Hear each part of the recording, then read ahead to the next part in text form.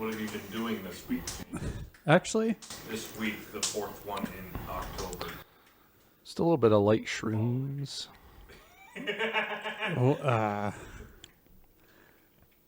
yeah, it's firmly established the concept of time is all sorts of screwed up. Yeah, it's October right now. What's October that? 2025. Boy, What? It was a weird year. Yeah, Man. yeah. Back in the past, October 2025. Yeah. Are we going that far ahead?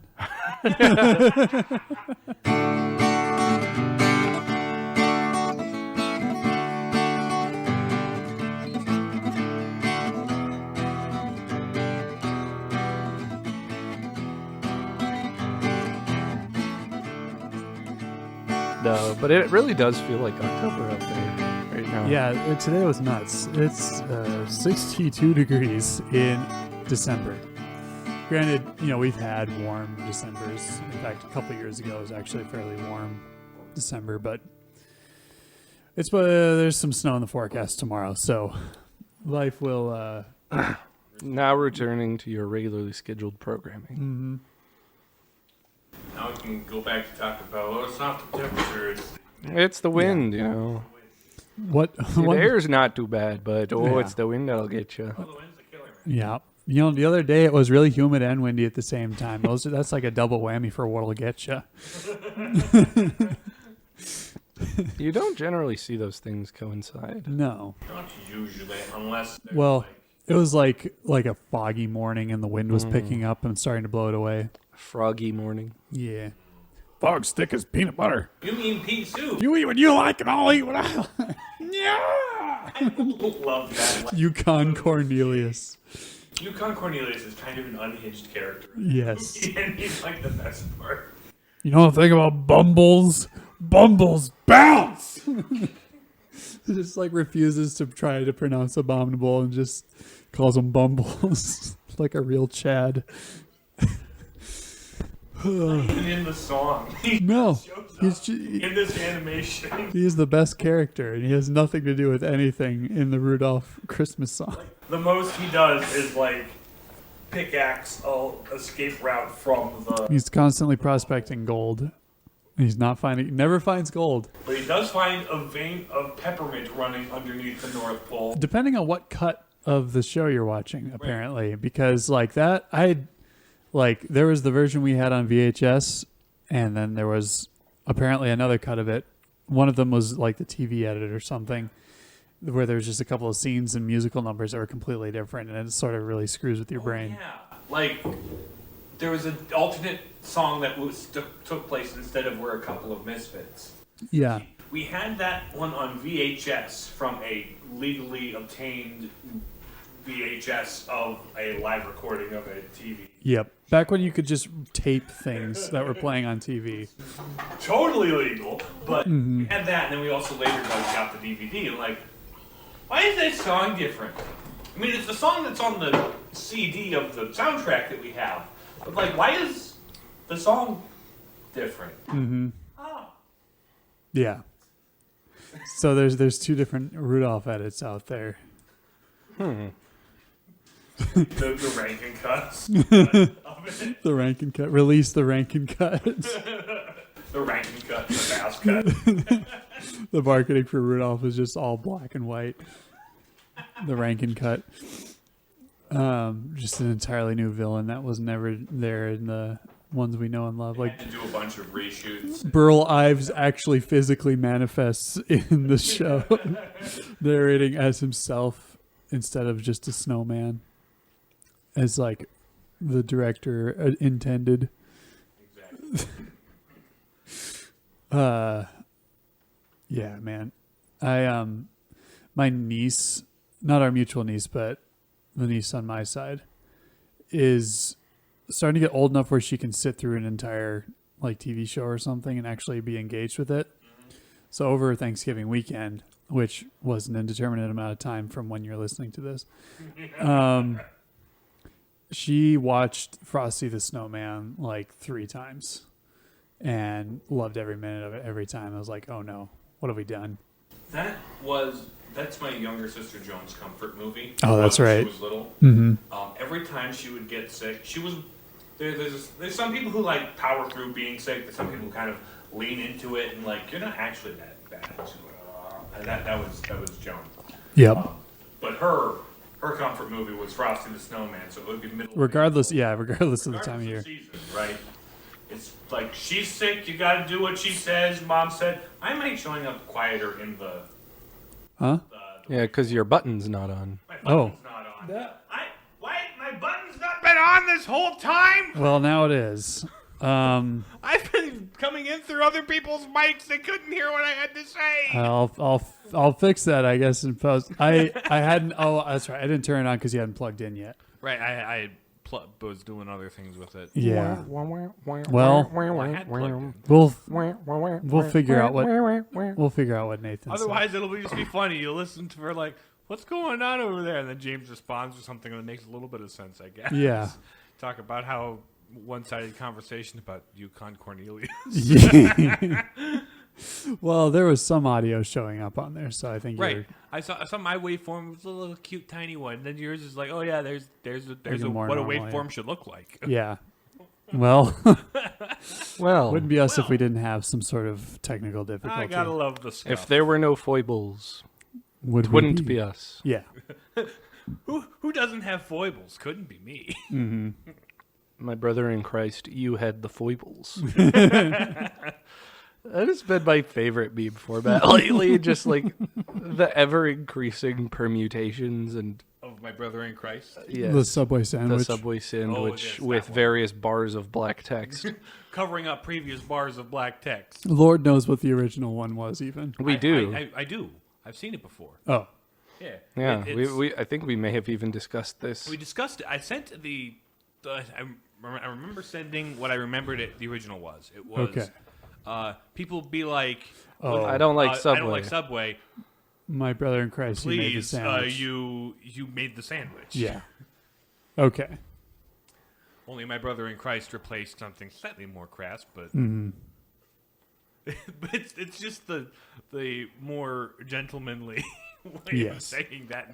I also love how I could just like say that unironically to people now, and it's like hip and cool. Yeah. It's hip and cool, but also like we're sincere, my brother in Christ.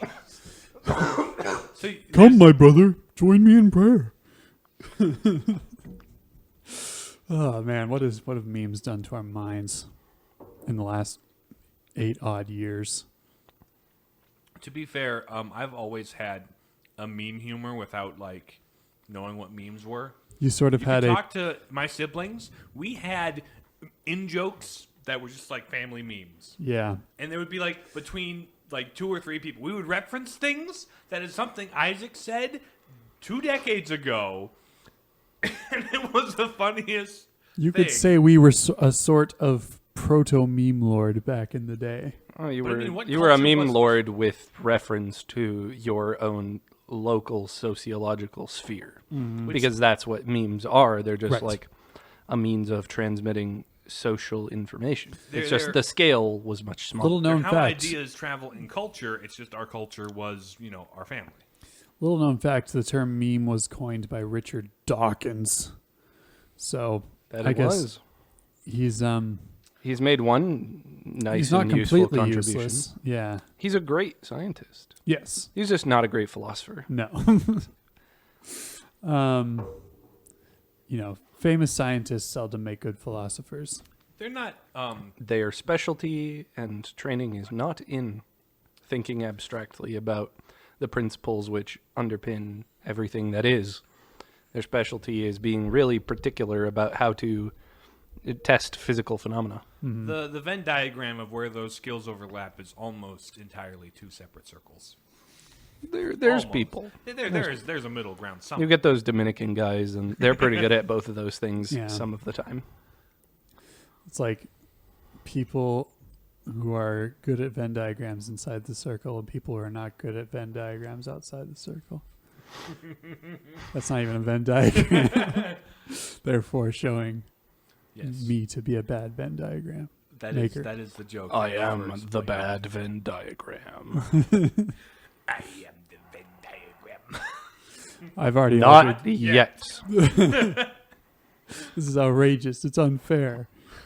Things that are outrageous, things that are unfair.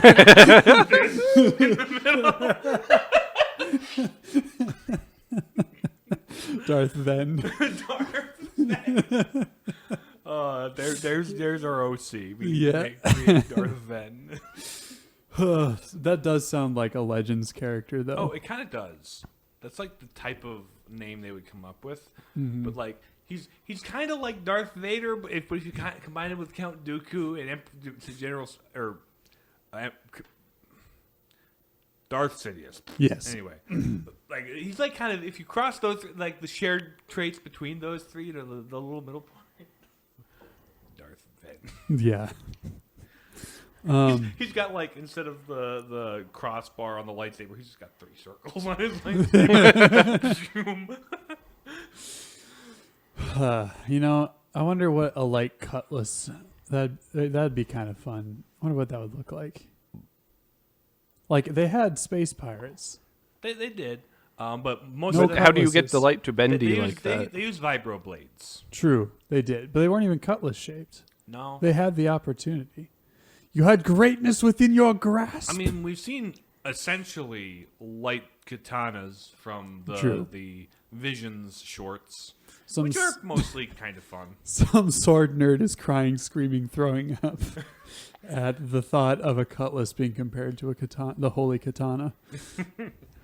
Well, isn't the saber a one-sided blade? Yeah, So like, but It's like just they're- all one side. It's all one side. Right. It's all this one edge.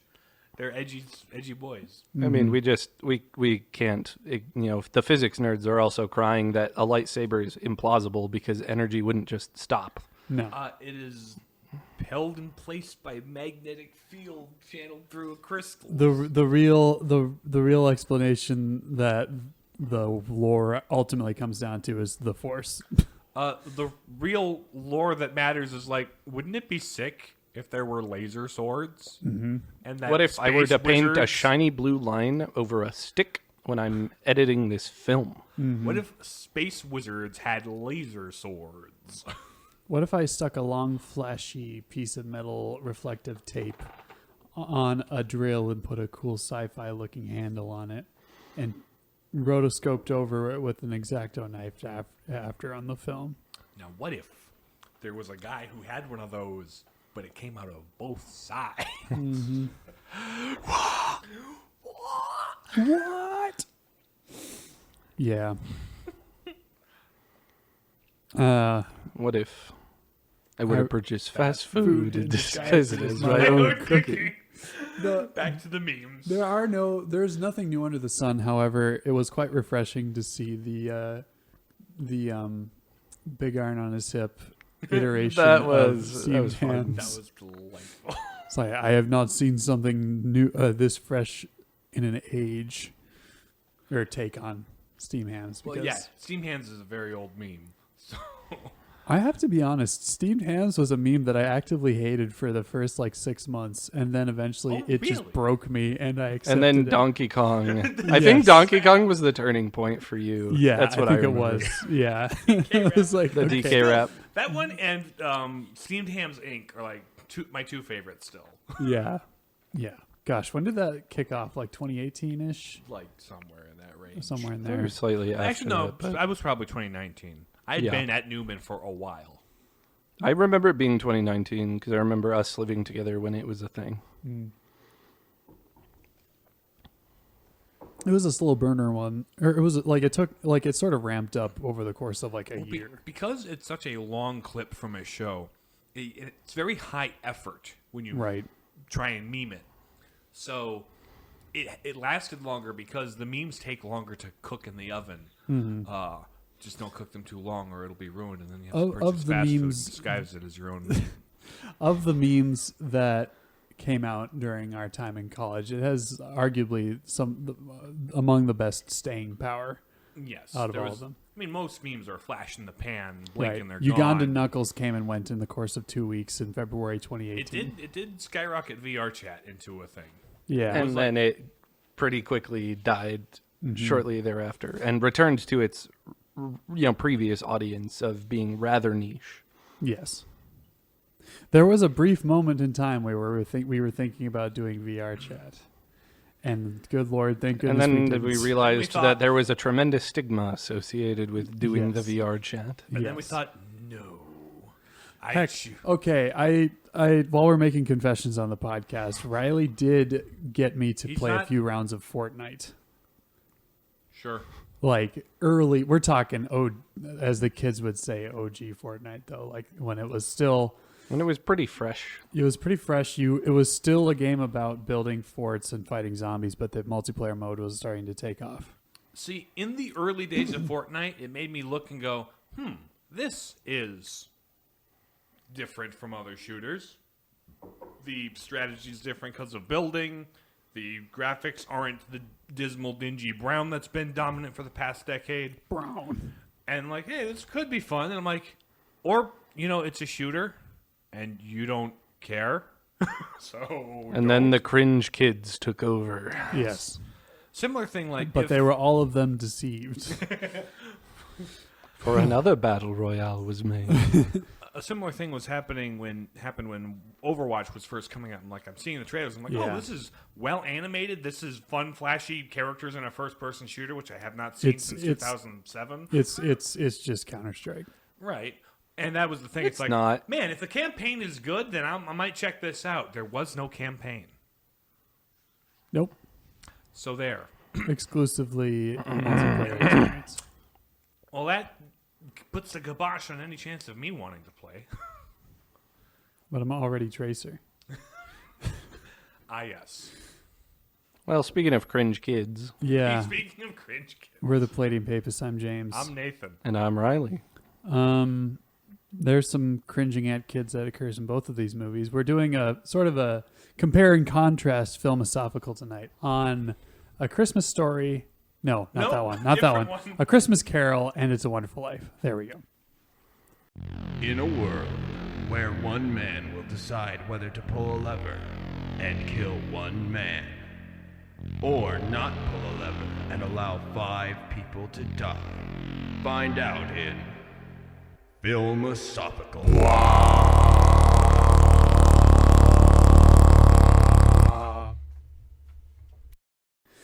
So, it's been a while since we've done a double examination, but I think But we couldn't do each of these individually. No. They're very cut and dried in terms of their theming. Mm-hmm. Because they straight up explain to you what the point is. Mm-hmm. They spell out the transcendental analysis in the story. right. So everybody likely in our cultural context likely knows the story behind two of these. So I've never seen either of them. Wait, what? Yeah. What? Even Muppets Christmas Carol? Nope. What? I've never seen any Muppets, like anything. Like the first Okay. Muppets anything I ever saw was when we were at Amanda's house. And what did we watch? I don't know if you were there. Oh, okay, I was that at like the at time her, we were up until at her 2 a.m. actual watching at her actual VeggieTales. house, like in Castleton. Oh, that house. Okay. Oh yeah, because that was you guys Her ditched me sister's at the grad wedding. party or something. No, it was like Tyler and Ann's wedding, and you guys just like completely disappeared and went to Castleton, and I was just like, where'd everybody go? Anyway, that was a You deep do dive. need to fix this. Anyway, we are watching a Muppets Christmas Carol at some point, but the basic premise of A Christmas Carol by Charles Dickens. You have Mr. Ebenezer Scrooge, right? He's sort of miserly old moneylender who doesn't care much about anything except for his coins, living in ye old England of the late 19th century, or well, mid 19th century, I suppose. And he is visited by the ghostly spirit of his dead business partner, Jacob Marley, who is a specter appearing to him in chains he said he forged in life by his wicked deeds, and warns Scrooge that if he doesn't amend his ways, he will find himself wrapped in chains of greed and sin, much like himself. And so he's going to be visited on the night of Christmas Eve by 3 spirits, the ghosts of Christmas past, present, and future. So the ghost of Christmas past shows him past Christmases where he wasn't... Tell me about your childhood. Yes. He showed him, the This is me spirit... as a child not making friends. This is me as an adult having a bad breakup. This is me being jaded. This is why I'm a jaded old man now. Yep. And then Ghost of Christmas Present is like, see, look at all the charity and goodness that comes about on Christmas. Is that not worth it? And also check out your employee's house who's poor and because you don't pay him. Also, he has a child who has a terminal illness. yeah, or at least a chronic condition. And he sprinkles people with a cornucopia for some reason. Anyway, in the novel, at least. And then finally, the ghost of Christmas cheesecloth yet to come. Wait, no. Very specific. The ghost of Christmas yet to come, who shows Scrooge a future where people aren't particularly sad about the fact that he's dead because he lived such a crappy life. But also people are sad that Tiny Tim is dead because Tiny Tim died because they couldn't pay any doctors because he doesn't offer health care benefits to Bob Cratchit. Yep. So Scrooge awakens on Christmas morning and realizes he still has his life ahead of him, learns his lesson, becomes a charitable man, and pays Bob Cratchit more, becomes a second father to Tiny Tim, and all is well, and he lives. Bob Cratchit's married to his wife, right?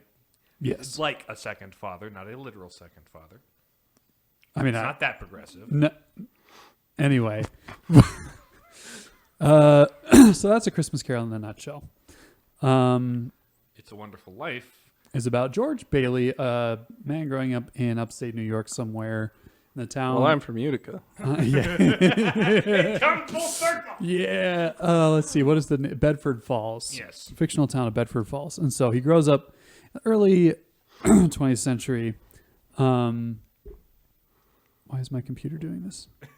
Why have you done this? I don't believe you've done this. I hope that's just the monitor. Okay, it looks like it's recording normally. Anyway, so George Bailey grows up in Bedford Falls, and he has these big dreams of going into the big city someday and becoming an architect and designing cool things, traveling the world and living a lavish lifestyle. But his dad runs what's a financial firm called the Building and Loan, which assists people who are, lower class people with being able to purchase and own their own home and live a decent, healthy life, even if it doesn't greatly financially benefit himself and the company.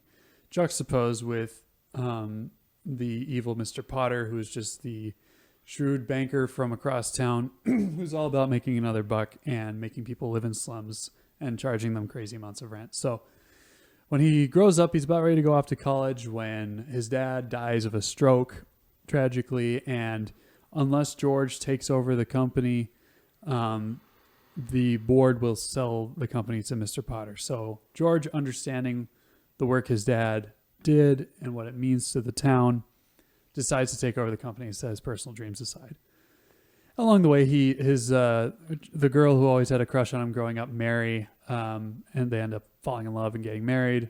And George is basically stuck with the company because his brother has this cool opportunity to be like a researcher for like a plastics factory or whatever. So George is basically stuck working at this company. But then World War II happens and all his friends get drafted in the war, but he gets a 4F because he has an ear infection. He can't hear out of one side. Mm-hmm. And so it's like he can't contribute as a war hero like his brother does because his brother saves a whole boat full of people because he shot down a couple planes. But he did save a lot of people's mortgages and savings during the stock market crash. I mean, as a kid, he also saved his brother's life when he fell through the ice. Yeah. So George has a rather forgetful uncle, named Uncle. What's the uncle's name? Anyway, it doesn't really matter. His uncle is a rather ditzy sort of man, forgetful but lovable, but tragically misplaces $8,000 while making a deposit at the bank, which in those days, in the 1940s. Yeah, which today is a significant amount. Billions and billions. Yeah. It's a rather ridiculous sum of money and horrible timing because the bank examiner is there to do an audit and things don't look good. Now, it turns out that, the uncle was like talking to Mr. Potter and accidentally left the envelope full of money with him. So Mr. Potter sort of was like, aha, this is finally my chance to take down George Bailey.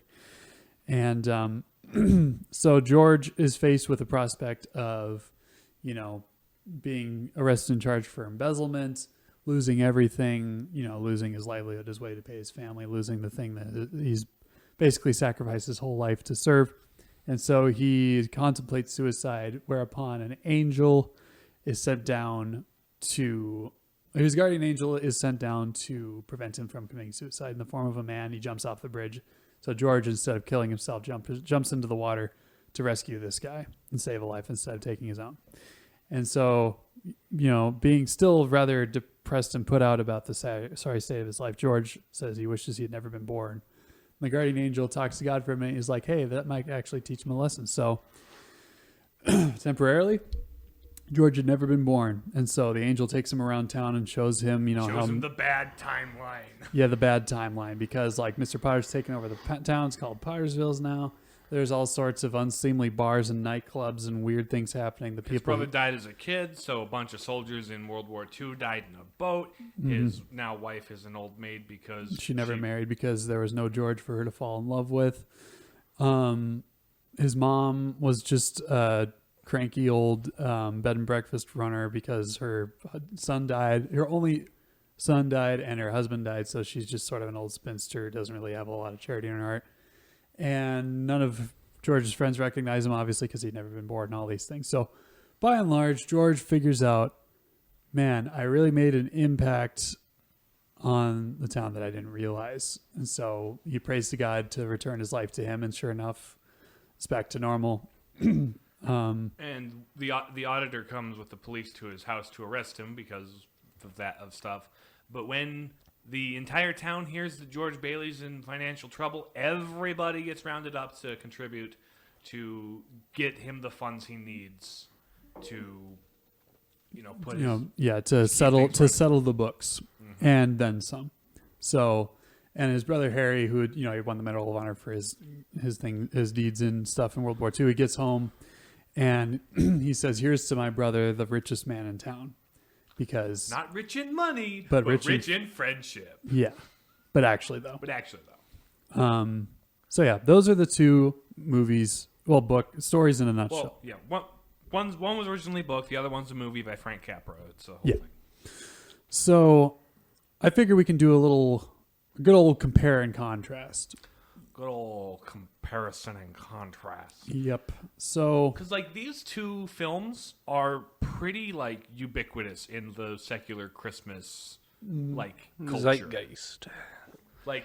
There are a ton of movies and stories and stuff that are just basically rip-offs of one or the other or some of both, because they kind of follow some of the same general ideas. Right.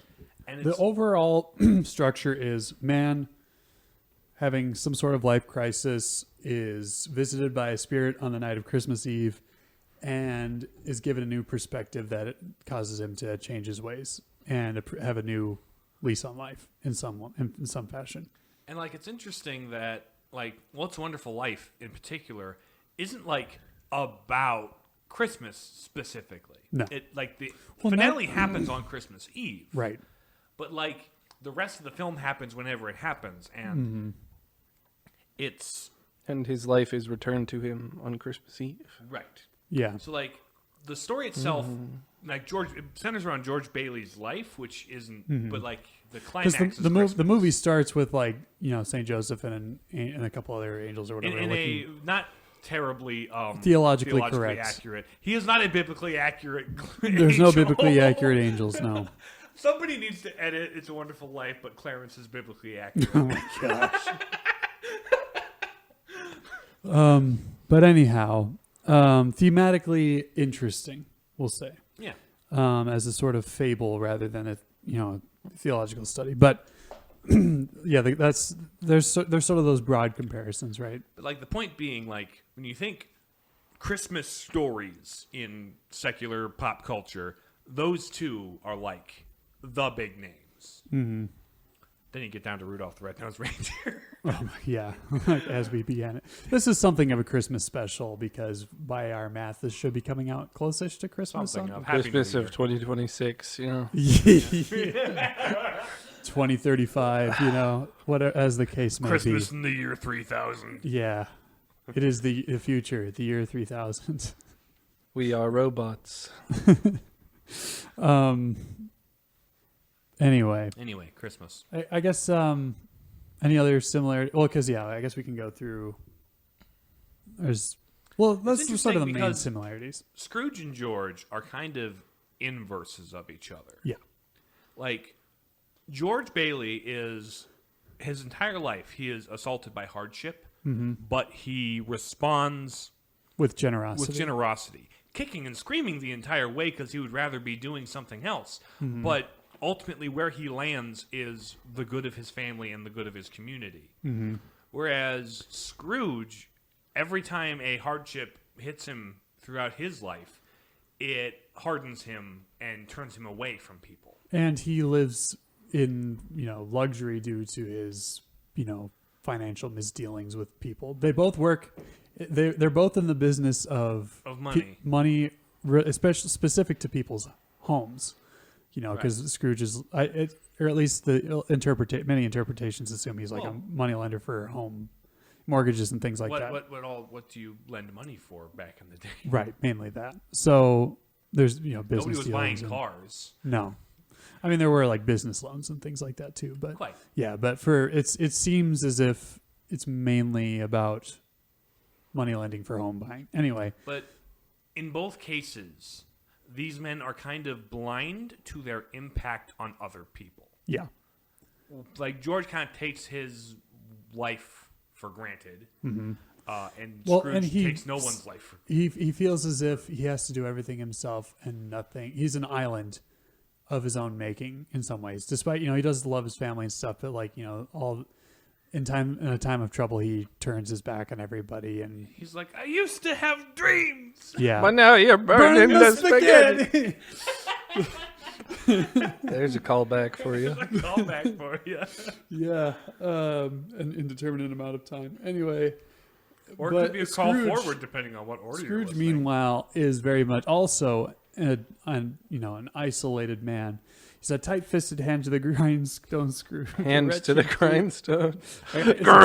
He's a tight-fisted hand to the grindstone Scrooge. A squeezing, retching, clutching, covetous old sinner, is the good Mr. Dickens once wrote. Which they verbatim, line for line, word for word use in. There were several instances of that in Muppets Christmas Carol. All of Gonzo's narration is directly out of the book in Muppet Christmas Carol. Pretty much, yeah. Like, aside from the stuff where he goes to the side and talks to Rizzo, like if he's quoting the book at the audience like most of the time, and it's fabulous. Darkness was cheap, and Scrooge liked it. And it's just weird enough to feel right coming out of Gonzo. Yeah. It's great. Anyway.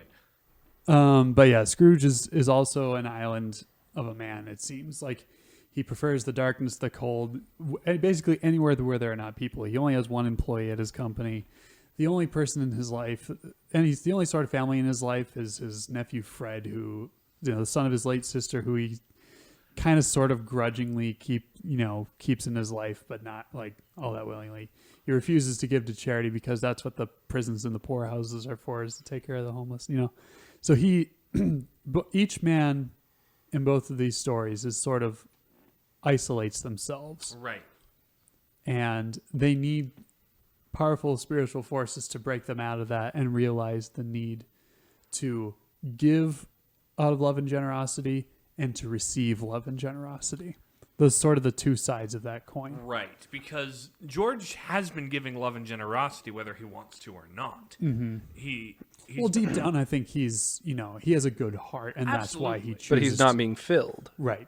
Yeah. So at a certain point, he's not receptive to other people. Because his wife Mary loves him. It's a sort of unrequited love for many years of their lives, growing up and things. And then he sort of reluctantly agrees to marry her. I mean, like, he does love her, but, Right.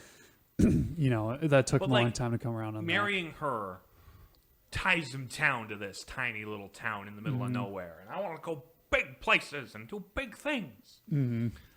But, despite the fact that he does love her and want to do what's best for her, he does what's best for her, which is not leave town. Yep. But also he has aspirations to leave town, which he doesn't get to fulfill by being a loving husband. Mm-hmm.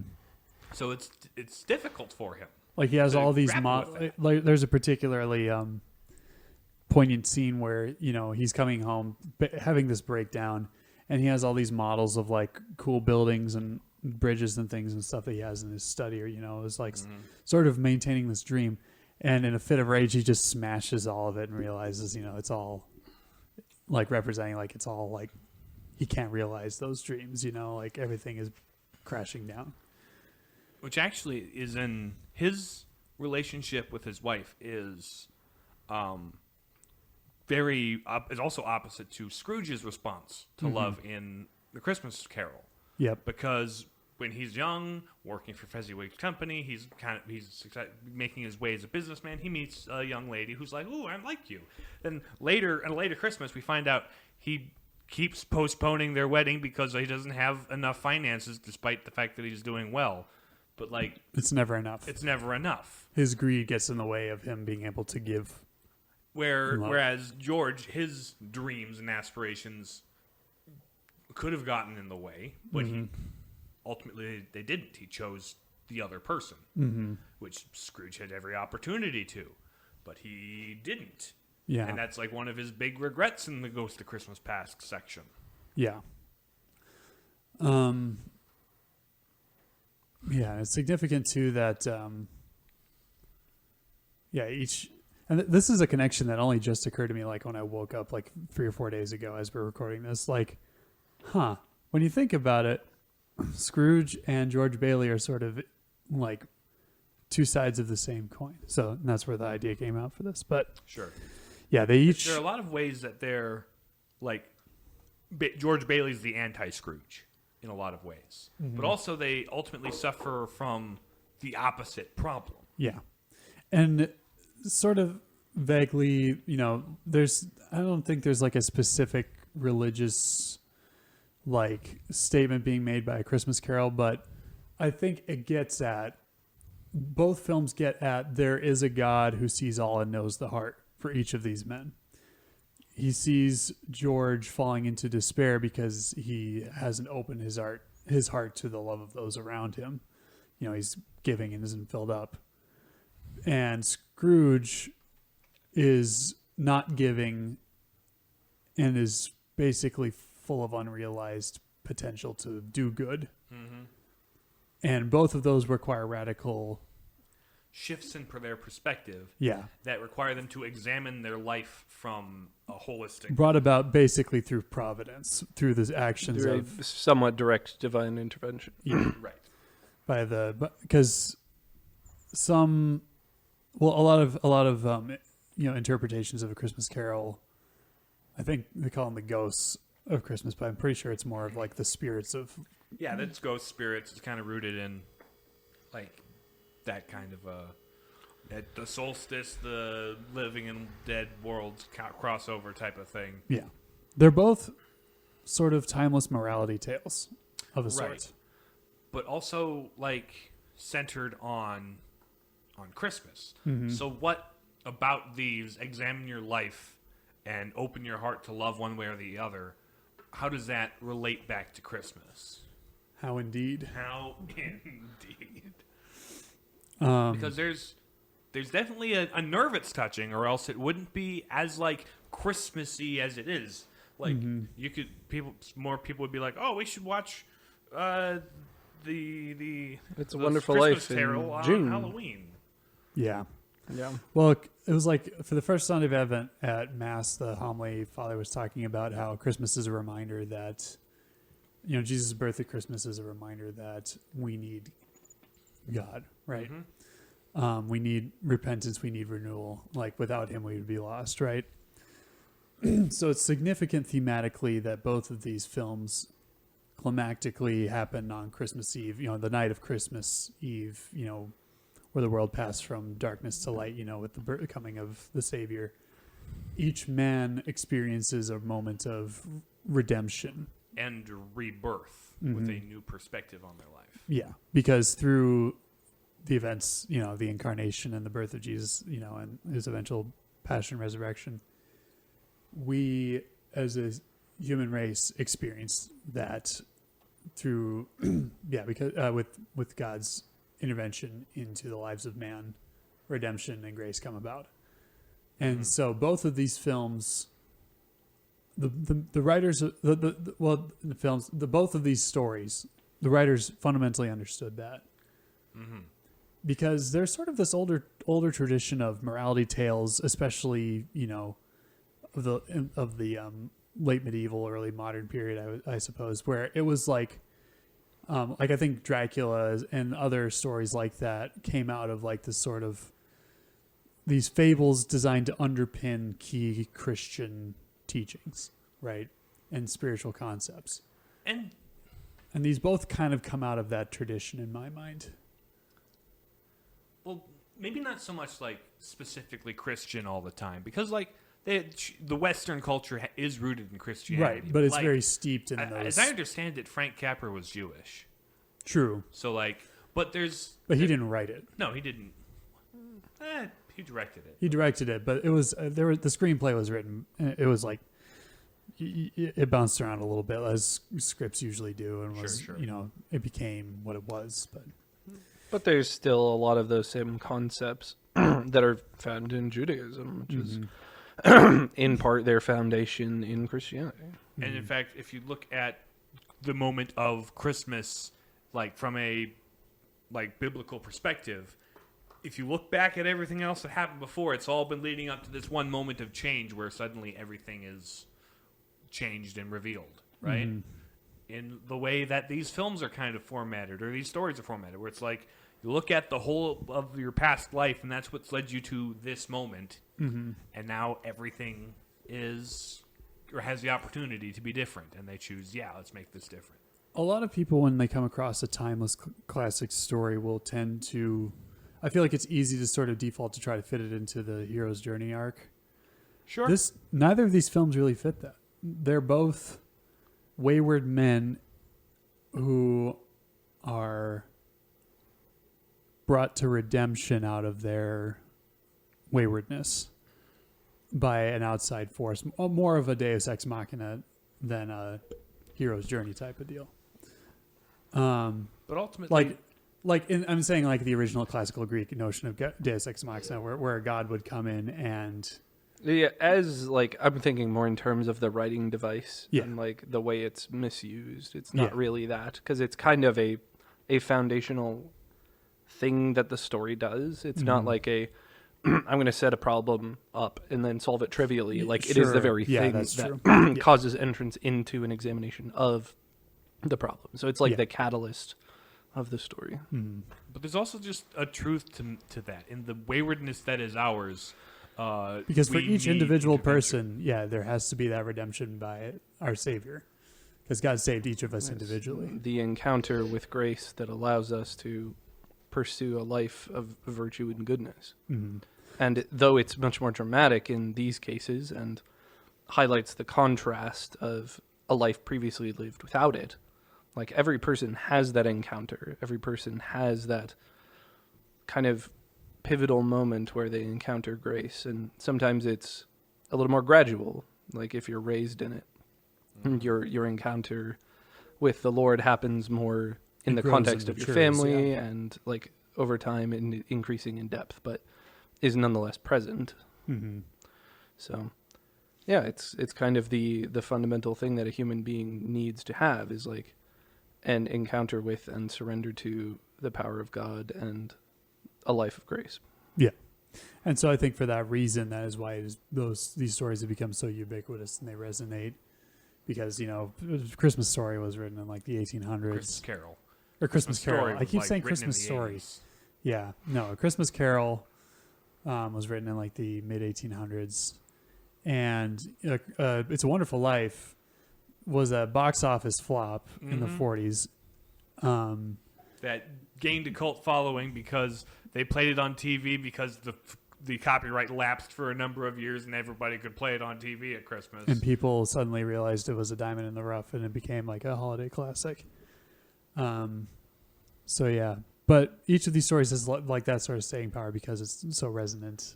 It's resonant to like the themes and purpose of Christmas without specifically like beating you over the head with it. Yeah. Well, they kind of do beat you over the head with it, but like they don't specifically talk about Jesus or God so much, or even vague notions of Santa Claus or anything like that. So like in that way, they're very palatable to They're very accessible. very accessible to people who aren't so Christian. They're very human stories. Yes, which in our humanity there is a divine thing to be gleaned from that. If there's because turns out we're made in the image of God, and anything true about us should be true about Him. I suppose. It's a Wonderful Life was it's a film. Like there have been other like sort of ripoffs of it. Yeah.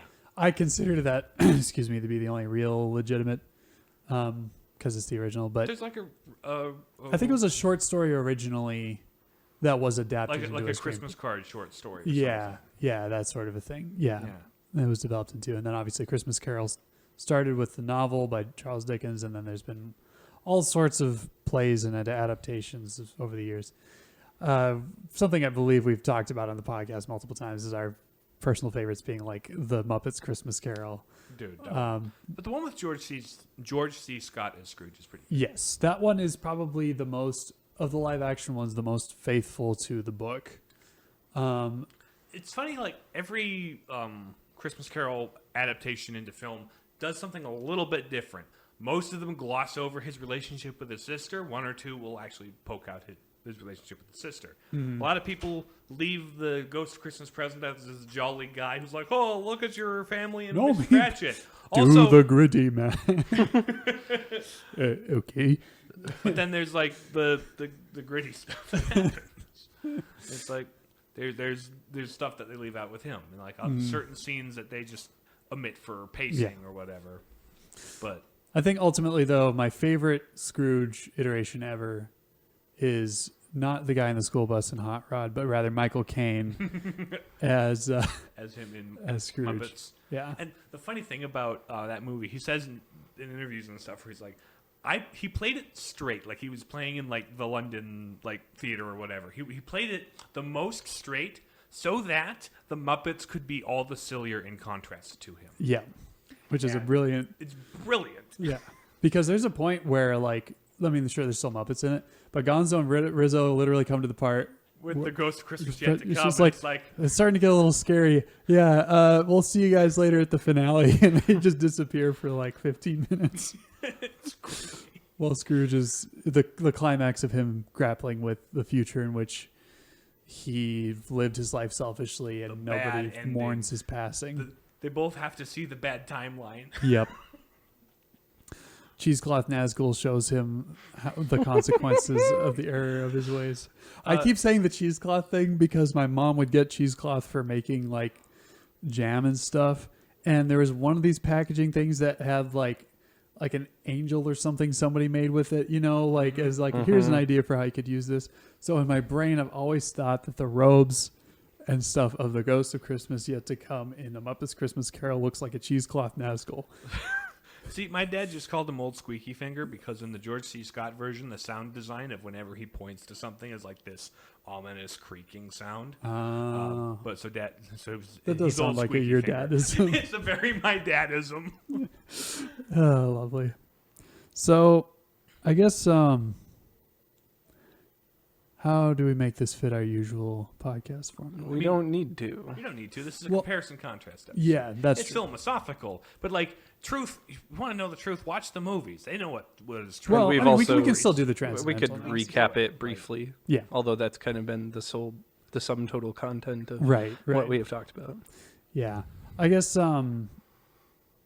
so Riley, you've never seen either of these. I'm familiar enough with right. the story. Through cultural osmosis. Right. Because it's just that ubiquitous. With the story. Did you ever read A Christmas Carol? No.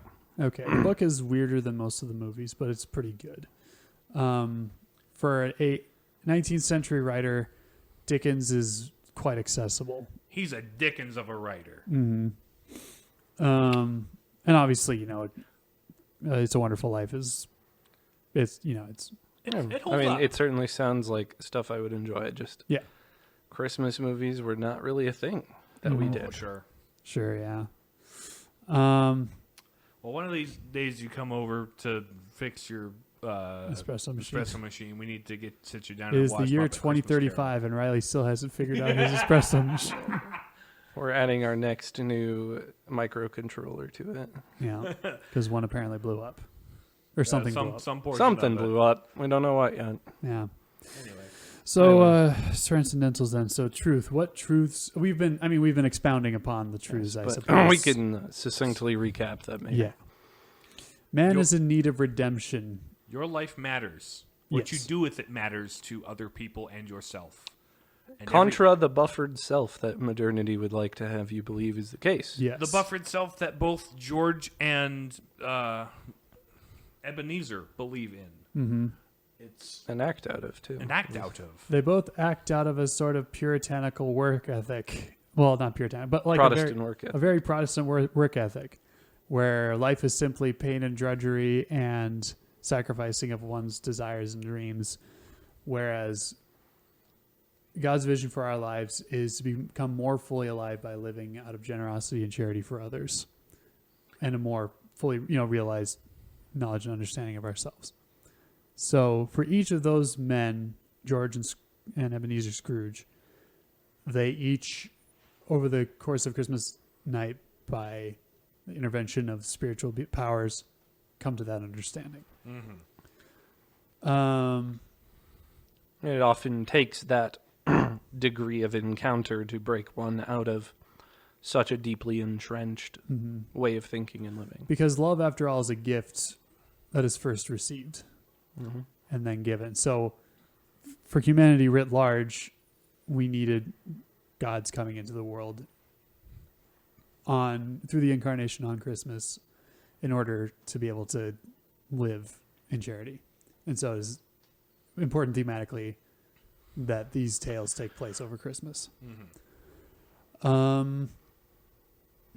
Those are mainly the truths, I suppose, because and each man comes to understand the importance of relationships, of the family and friends around you, to living a fulfilled life. You live in community. Yeah. Community is important to people to function. We like community on this podcast. Sure We does. stand community in this podcast. So goodness. Well, in the case of Christmas Carol, the goodness is entirely outside of Scrooge until the end. Mind the books, Cratchit. Had to get that one out. Mm-hmm. But you see, Bob Cratchit lives in that spirit of self-giving charity with his family. And Yes. his nephew wants to share that kind of love of life with his uncle. And you have all these good people in his life throughout his entire life that he has refused their kindness and their love. The only person in the book he ever really loved was his sister. And who she was, died of some disease. or something happened. And so that made him even more bitter. Somebody had to die tragically somewhere in a Charles Dickens story. Yeah. Um, But ultimately, at the end, he decides to change his life for the better. And he responded rightly to the intervention. He didn't hide even further. It's like, I'm depressed now, go away. He's moved by love to act in love. yeah. Whereas George lived his whole life being a good man. He has lived a wonderful life. He just doesn't realize it. So his actions, by and large, have been the actions of a good man. His attitude about it is very self-deprecating. And at the end, he realizes just how much of a good man he is, how much goodness he has in his life, and how wonderful it is, and he comes to appreciate it. He is fully able to, I guess, realize the fruits of his generosity by receiving the generosity and love of others. When he was very not open to receiving before, the final thing he does in the film is receive financial donations from everybody as a physical representation of his love he shared with them. Voiceover Pete here. What? And or Bernie Sanders. I am once again asking asking for for financial support. George Bailey needs to pay back the auditor, and he needs your help. If you can find your mom's credit card and the 3 numbers on the back. Yes. Bring it full circle back to old memes. Back to old memes, but first we do Beauty, which expresses itself differently in the two, because there's so many versions of it. So right. Christmas Carol. It's a Wonderful Life is a very well-made. I think we can black and white speak film. most like to the construction of the original stories, right? Quite. Yes. The book by Charles Dickens, obviously one of the most famed writers of his era, for good reason. His The Christmas Carol. It's a bit strange to read from present day perspective, but when you're more accustomed to his writing and style and things, and more what's the word I'm looking for? Almost his books are almost sort of parables of modern England of his time. Sure. Because he comes up with very silly names for people. Right. There's Ebenezer Scrooge. Scrooge is not a real name. No. But it is now because Charles Dickens made it Well, one. it's now more of Bob Cratchit. word. Yeah. Scrooge is like the Grinch, which they're kind of the same character. A in a lot of miserly ways. sort of selfish person. The Grinch is almost like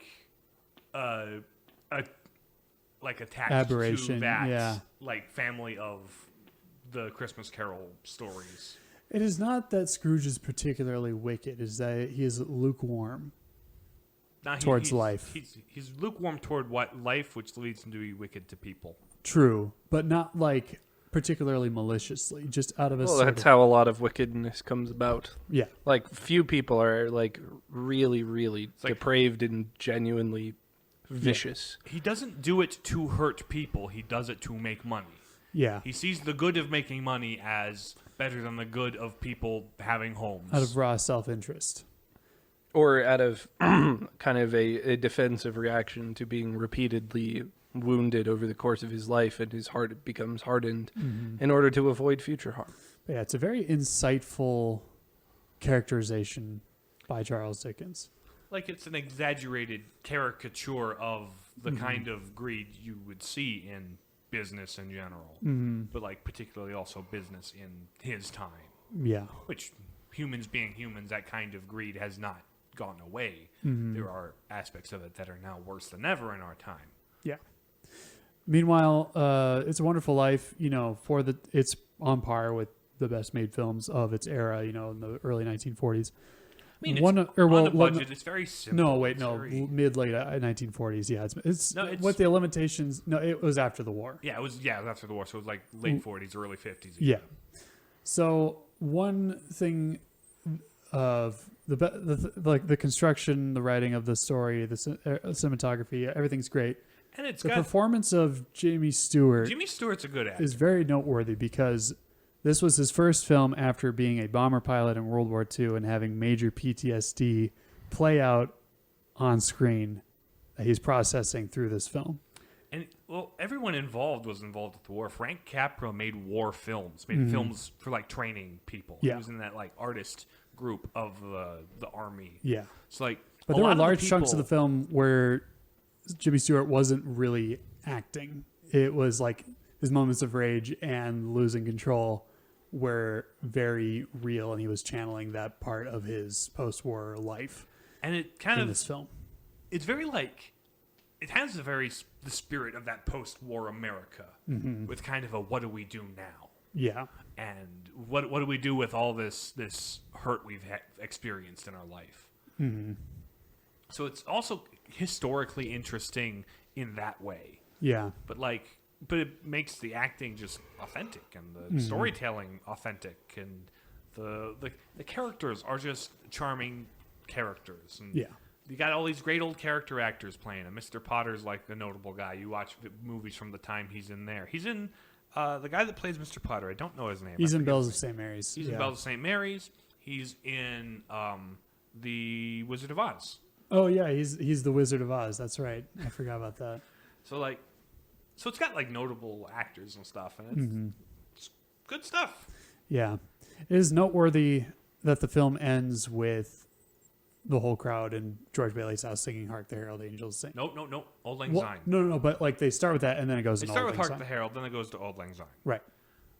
Like that's what it rolls to black on. Yeah. Yeah. But Which both are like Hark the Herald Angels Sing. He was visited by an angel.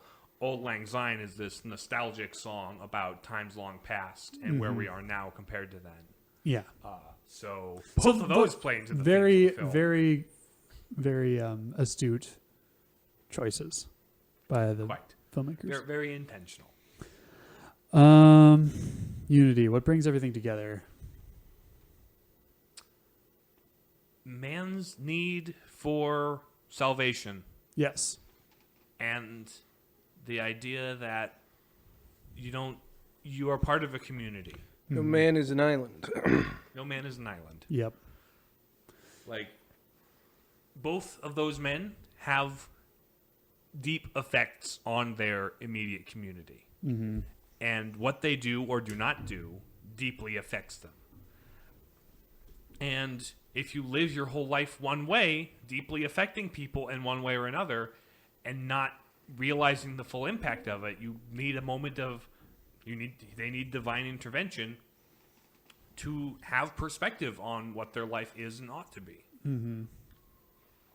Which everybody grows up with bad habits. Everybody has their one chronic thing they deal with. If you know, and Because long lay the world in sin and error, pining till he appeared, and the soul felt its worth. and we need our Savior to show us that perspective. Mm-hmm.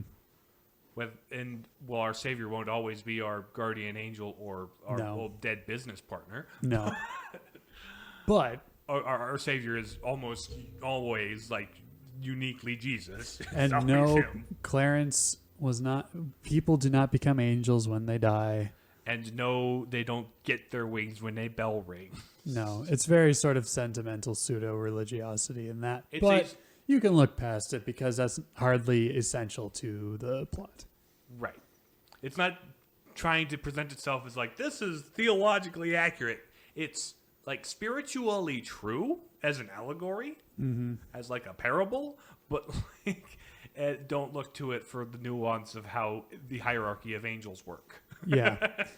And I certainly hope the ghosts of Christmas past, I certainly hope there are no angels who look like waterlogged Cheesecloth. toilet paper with a doll face on it. Like, that effect is really cool. It's bro. cool. Like, it is a genuinely impressive effect for the early 90s with like no CG. Yeah. Like, all of that is practical and like But film on in film. Scrooge's defense, that does look like a scrap of cheese or a bit of undigested beef. More so than Marley does. Yeah. What a terrible pun. Where do you get those jokes? That's where the cheesecloth comes from. Yeah. Statler and Waldorf that's my funniest bit because it took me years to realize it.